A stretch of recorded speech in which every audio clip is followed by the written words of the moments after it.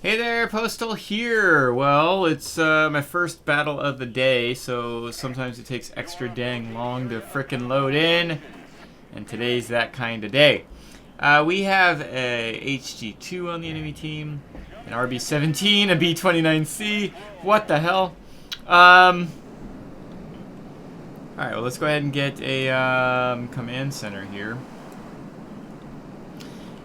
So what are we in? We're in the F-94D, so, you know, you DGAF when it comes to whatever's on the enemy team. I've got this particular plane. What I love about this plane, well, there's so much to love about this plane. What I love about this plane is you can viably have a couple different types of builds on this plane. I've got mine built for speed. It's what... Get off me. You're dead, dude. You're dead! Stop it! I prefer to have a speed build in this kind of situation. Maneuverability build, it doesn't have a whole lot of maneuverability anyway, so... I tend to go all in for speed with this thing.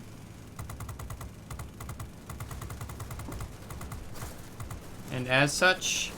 well, we're gonna see what rockets do. Rockets do some work, don't they? I didn't have my finger on the ready rocket button there, so shame on me. He would have been dead a lot quicker if I was able to do that. We need to go there. And unfortunately, I was not ready, so lost a lot of HP that I probably shouldn't have lost. Used all my rockets because you never trust the frickin' HP of a B-29.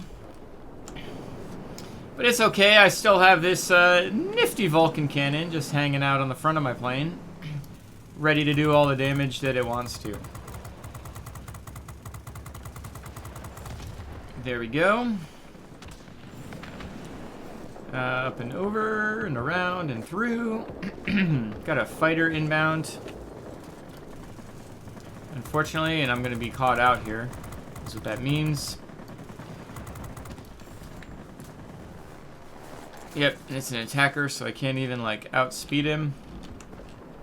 I don't think. Oh, but he turned away, so the yay! Thank you for turning away, attacker. See if we can't make him regret his bot decisions here. So...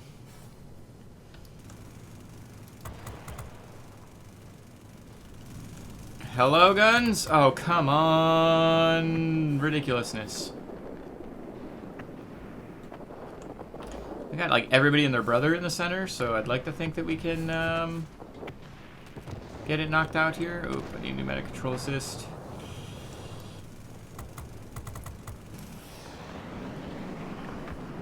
Get my turn on. I don't know where my guns are going. All my rockets missed. That's pretty funny. Pretty darn funny. We did get the center though. Feel like there's a little bit of a lag spike or something going on here because none of my my cannons aren't hitting. Could just be me. Could say that it's me. We'll blame it on me. A rocket has reached the target. Enemy objects damaged. There we go. Spray enough Vulcan at them and they're gonna die no matter what. Unless it's a ground attacker. And then, well, then you need to play a little bit safe, right? Got some good hits in there. Up and over, flip a dip. I'm the dip in this scenario.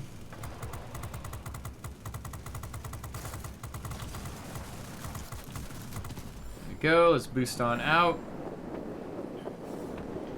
Got some DOS enemies behind me. Ooh, he's still behind me. Still behind me. What are you doing? Still doing behind me? Get away. Go ahead and get this gun on target. There we go. Got a heavy fighter inbound somewhere. There.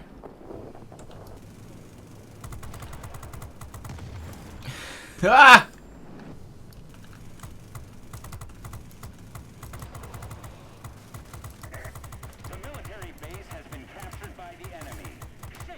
Ah, B-29 did get me. 'Tis a shame. Let's keep on heading out here, though. Wasn't able to get my rockets on target quick enough. Luckily, I still have them. We are, let's see, we are up on points, but only barely. So we need to capture this command center. Well, we need to have everybody else capture that command center. We're going to go to the center and capture the center. Let's get some more altitude here.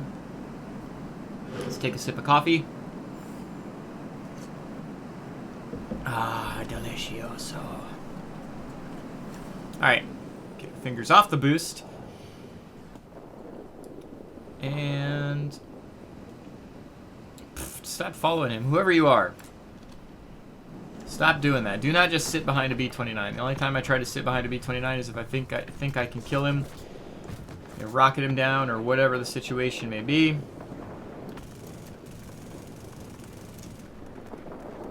Even with my speed build, I can still outmaneuver the majority of the heavy fighters out here.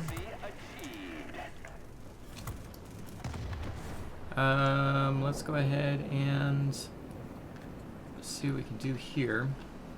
Might as well try to hit these guys. Yeah. Yeah.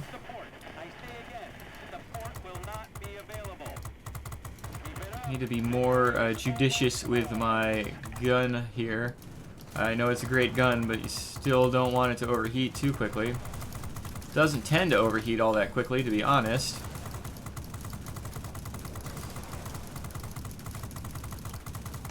Typically.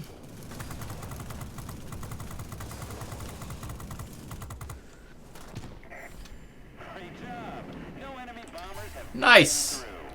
Good teamwork there. Yeah. We had a Ju-288 do some heavy lifting. We had a Spitfire 14 doing some defensive work there. Their B-29C was doing all the frickin' work there. I don't think their RB-17 was being left alone. The RB-17 was probably going to the same spots as the Ju-287. And Ju-287 is going to win that type of engagement typically. B-29C has to be a little bit more... you got to think ahead with a B-29C. You can't just go to a sector because it's going to take you forever to get to that sector, and then that sector could already be flipped. So typically you have to be thinking ahead, not necessarily what is the correct sector to be attacking right now, but what's going to be the correct sector to be attacking a minute and a half from now. That being said, I was able to do some a little bit of everything, which is what I absolutely love about this plane. The F-94D, I came in third place. But the F-94D in this situation, you need to be the attacker, you need to be the defender. And you can do that very, very well in something like this plane. Hey there, Postal here! Oh, this map.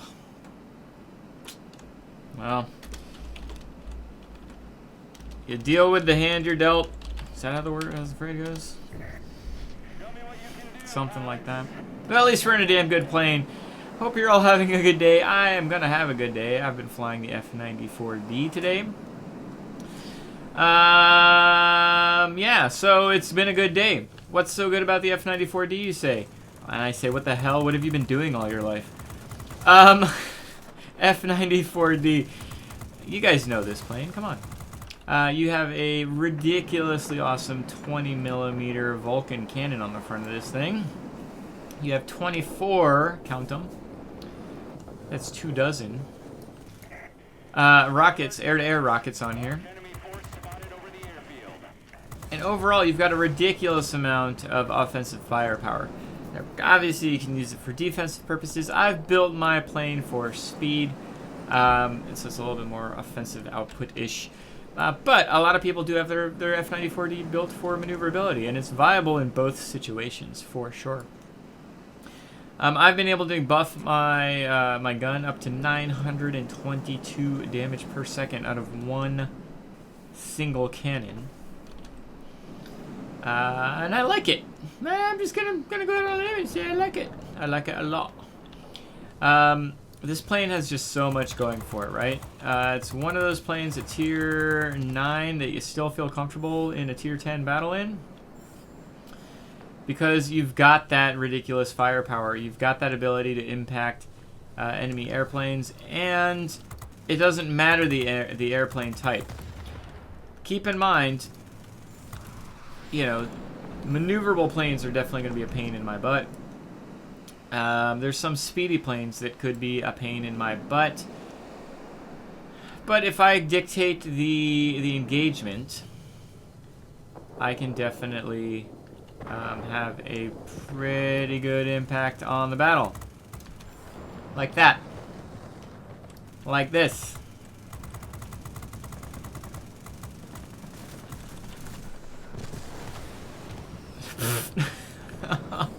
I was afraid I was going to get bomb dropped there, but I didn't. It was, you know, risking it for the biscuit it. I know that's not the phrase. I'm about to die now, though, that's for sure. Whatever the heck is on me. Oh, maybe I won't die. He pulled off. I was just on the same team as Argo here, who's now on the enemy team.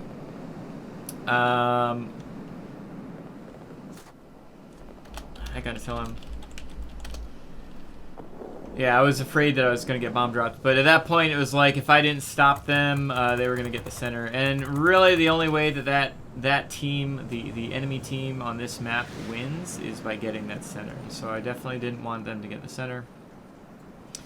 Now it's gonna prove pretty difficult for them to win at all, but it's not impossible. So we still need to definitely be doing some sort of damage output here. JU-287, so that's just going to be too high for me. A JU-287 actually playing how a JU-287 should be playing could be more difficult than I want it to be.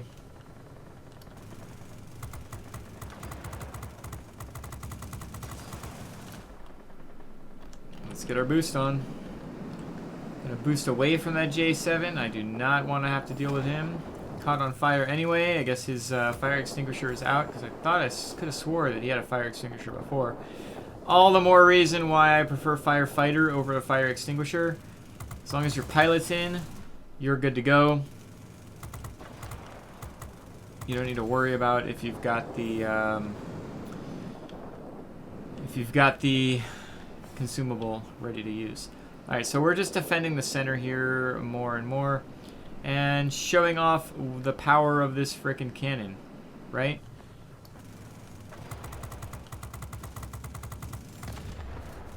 Go ahead and got ourselves a Lambert. Ow! Got a Lambert and then died. C'est la vie. Plane isn't really built all that much for defense, considering, because, you know, in those kind of situations, sometimes you're trying to turn more than you'd really like to turn. It really is more of an offensive plane. Oh, I didn't realize we had Mew on our team. He's really good. He has barely had an impact on the battle. He's probably annoyed that that everything's working out so well for us. He's a really, really good pilot. If you haven't run into him before, luckily he's on the blue team and not the red team. What I do with this gun is I tend to tappity tap it. Yeah, it cools down very quickly, but if I just let off for a quarter of a second, it's not even like all that long of amount of time. A quarter of a second can make a huge difference in the ability to just keep firing the gun. Can't turn with him, so I'm not gonna. Who we got inbound? Got that J7W3. Yep, I'm probably picking the wrong target. Gonna use pneumatic control assist to turn as quickly as possible. Do that. And not worry about it. Don't like going head on versus things that have a ridiculous amount of 30mm cannons, like a J7W3. But, you know, rockets hit harder than cannons. So let's go ahead. I'm reloading my rockets because I figure it's going to take a while before I've got any enemies near me. Let's go ahead and get Das Boost in over here to the F2H and this MiG-15. They're both going to be... Well, never mind. He's dead. They're both going to be pretty difficult planes to go against unless I get behind them, which obviously I'm behind them, so not difficult. But an F-2H is a very, very maneuverable heavy fighter, has a lot of offensive firepower on it as well, and as such can be kind of a scary plane to go against. MiG-15, I mean, it can be. Typically, you hope that a MiG-15 will go head-on versus you. They don't always work with you in that regard, but MiG-15 can certainly outspeed and maneuver us, so they can certainly be a scary plane to go against. And that's game. We were able to get top billing on that in that particular battle. The map was built for us to win. Hell, our lineup was built for us to win. Bad juju to the enemy team, so to speak. But let's go ahead and let's head on back. All right, and so we've got our second battle here in the F-94D. Nothing too crazy, but I mean, the F-94D doesn't really let a lot of crazy happen. It is the crazy, and because it's the crazy, the rest of the battle just kind of flows around you, right? What I mean by that is you've got such an offensive firepower. You've got such an ability to impact enemy planes no matter what tier. If it's a tier 9 battle, sucks to be everybody else. If it's a tier 10 battle, you don't feel out of place. Now, that being said, this plane is not overpowered. It just isn't. It can be focused down. It's not going to outmaneuver anything, and it's not going to outspeed most things. But if you're not paying attention to it, it can change you very, very quickly. And so you definitely want to be paying attention. I'm sure you all know enough about this plane to know what it can do, what it's made out of. But just for those that this may be the first time that you're looking at this plane and saying, what the hell do I have to do to get my hands on it? Because if you're not thinking that, you should be thinking that. And if you're not thinking that, then you need to sit down with yourself for 15 minutes and have a discussion. This plane, first and foremost, is on one of the 2 American multi-role lines. It's on the Corsair line, so this is an excellent line. This is actually the first multi-role line I tend to send people down. I don't think anybody should go down multi-role lines when they first start playing the game. You need to be playing some fighters and some heavy fighters. Get used to the turn and burn tactics. Get used to the boom and zoom tactics. Multi-roles kind of fit in between, and so you need to know which situations are you going to be trying to outturn somebody and which situations are you going to try to outspeed them. What situations are you going to be attacking a sector, and what situations are you going to be defending a sector, and what situations are you just SOL? Because when you're in a multi-role, sometimes you're just going to be SOL. But what's going to separate you from the other planes is knowing where you're going to be most viable, knowing where you need to avoid the interactions. But this is the first line I typically recommend people to go down. Corsair line is excellent. It's pretty darn user-friendly. You've got ridiculously good planes on it. The tier 9 on this line is the F-94D, which is definitely 100% different than the previous planes.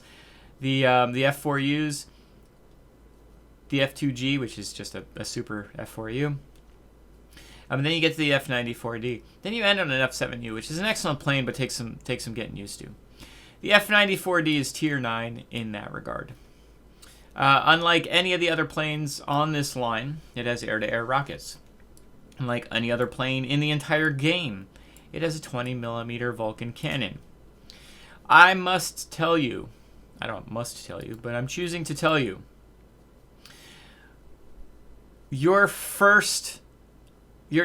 need to spend money on the Vulcan. That's what separates this plane from the rest of the planes in the game. It is significantly better than the 20mm cannons before it. The 20mm stock cannon that you get is the same thing that you get on a stock on the F2H and the F6U, meaning it's not very good. The middle 20mm cannon is the same that you can upgrade fully to it's the same cannons that you would have on the XF90, the F2H, the F7U, F6U. Really, really good cannons. Really, really good cannons. And I can see people saying, oh, I want to stick with these cannons. You get 4 of them. The optimal distance is 2,700 feet. You're doing 720 cumulative damage. That's nice. But it's not good enough. And on top of that, if that's the plane you want, go get an F6U. An F6U is a wonderful plane, but that's not why you're flying the F-94D. You're flying the F-94D to get this 20mm M61 Vulcan cannon. This does 800 damage base. Base. Remember, base. So it's already doing more damage base. It's got the same distance, and all that damage is a pinprick. It is a laser pointer. You're not. There's no spread of said 4 cannons being spread out. You have all that 800 damage per second being done on a pencil-sized aiming circle, and you're just literally melting down planes. The 800 cumulative damage that this plane does, it honestly feels like it's twice as much damage as the 20mm cannons before it. No exaggeration. You're just putting so much damage into such a small, finite area that you're just melting enemies down. That being said, then you get and specialize this bad boy, and you can just maximize some ridiculousness. What I've done here is I've put GOA on it, and we'll talk about that in just a second. You've also got your 24 air-to-air rockets. Now, these do more damage than the German air-to-air rockets. They take longer to reload. I mean, that's all there really is to it. They do well. They do fine.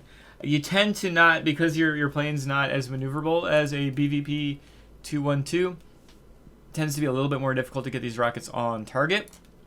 But as you saw, they can do some heavy damage versus all kinds of aircraft. Anything foolish enough to go head on.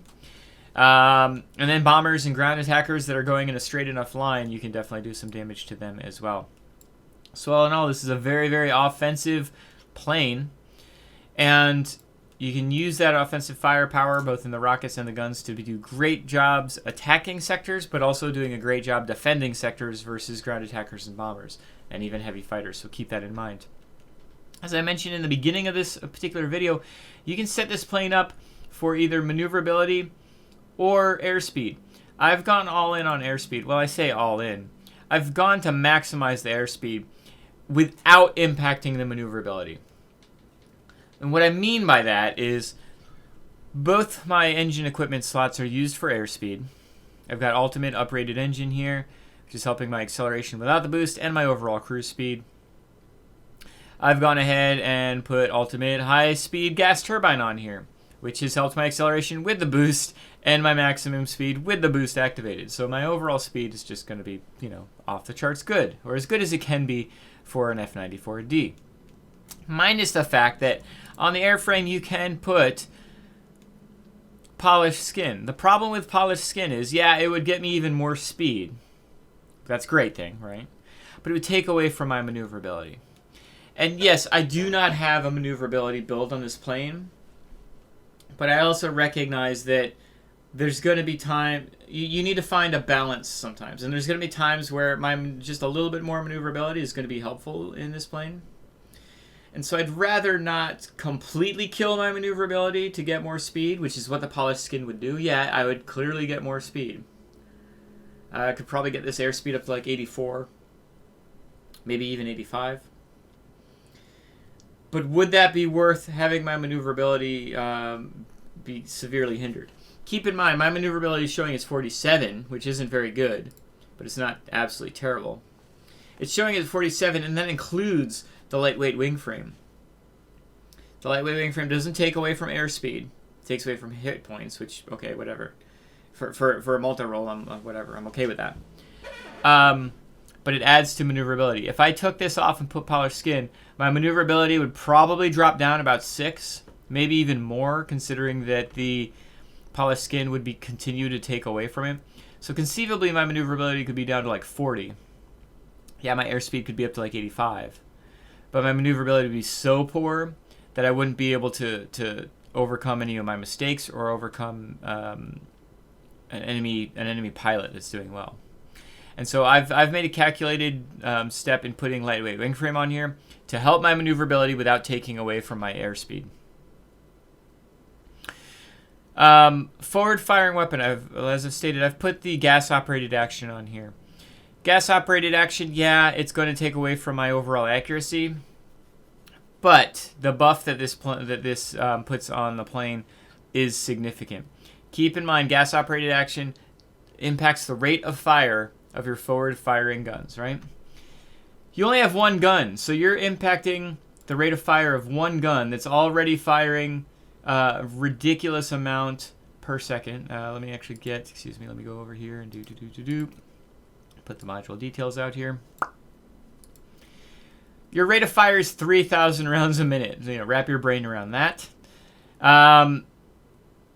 If you divide that by 60, you're going to find out that it's doing, 50 rounds a second? Is that correct? Yes. So 50 rounds a second. Base. 50 rounds a second. 1/1000. There you go. 50 rounds. Just hit. Gas-operated action is obviously buffing that exact number. In my instance, 15.2%. So that's why my overall cumulative damage right now is at 922 per second on one cannon in a very, very minute aiming circle, right? It's all going to one point on the horizon. And so gas-operated action is the direction I've gone. Yeah, it impacts the accuracy of the forward-firing armament by negative 15%. But honestly, with having just one cannon shooting at one area, that accuracy is typically not, I don't really notice that in that negative impact. Part of it also could be my equipment on my cockpit that we'll go into in just a second. But also gas-operated action, it's the bonus characteristics I've got, cooling it down, chances of causing fire, accuracy of forward-firing armament. So, all those different things are helping my gun just be all that much better. And again, just putting out so much volume. You saw how quickly I was able to melt some of those planes down as long as I was actually hitting them. Last but not least is the gyroscopic sight. Just helping with the accuracy, helping to balance out what the GOA is doing.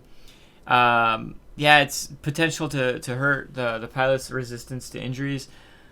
But in multi-roles and a lot of the fighters that I'm in, I don't typically pay attention to the hit points or the pilot getting injured because my goal is to not get hit in the first place.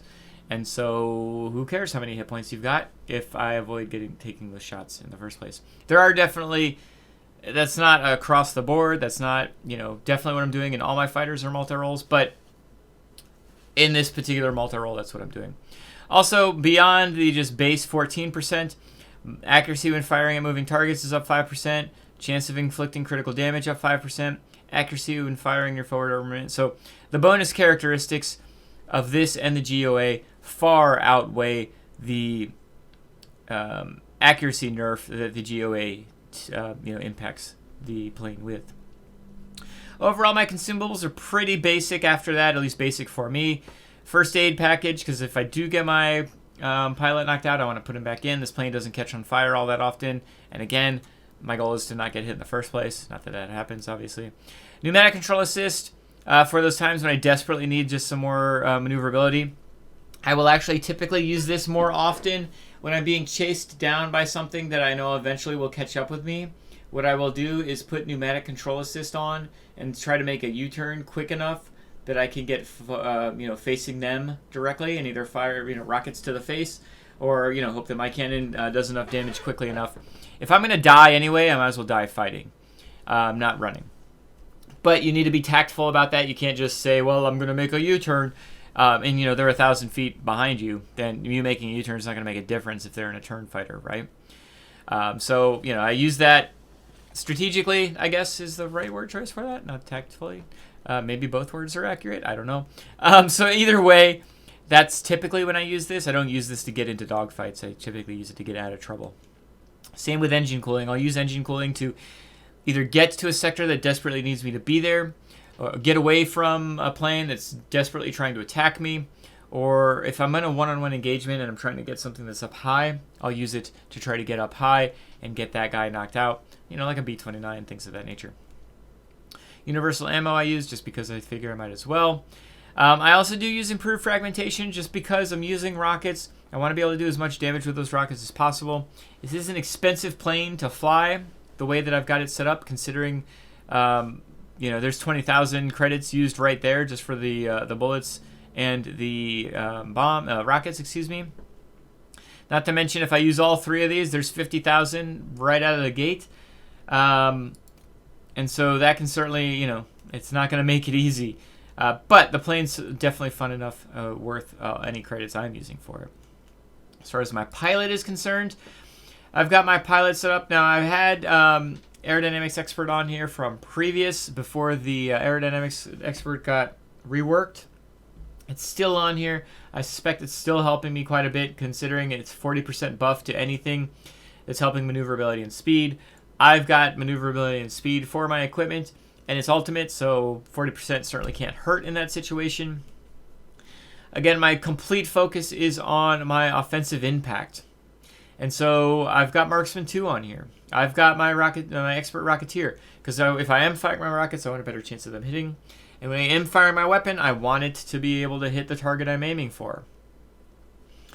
Again, it's all about this gun, right? If I'm doing 922 damage per second, I want that damage to be hitting the plane in front of me. As far as the next points that I get on here, I'm at 9. It's going to take me a hell of a long time to get to the full 15. I suspect I will probably be doing Engine Guru 1 and Engine Guru 2, which will give me 1 more point, which I'll probably use on, I don't know, something. Probably, honestly, eagle-eyed, so give me more... being able to know what's inbound on your position is always helpful, right? We'll play it by ear. If I get Engine Guru 1 and Engine Guru 2, this is so far in the distance. I don't have any planes. I don't know about you guys. I don't have any pilots that are at 15. Hell, I think my highest... in fact, I know my highest point pilot is 11 points and has been for a while. That's on my F-86.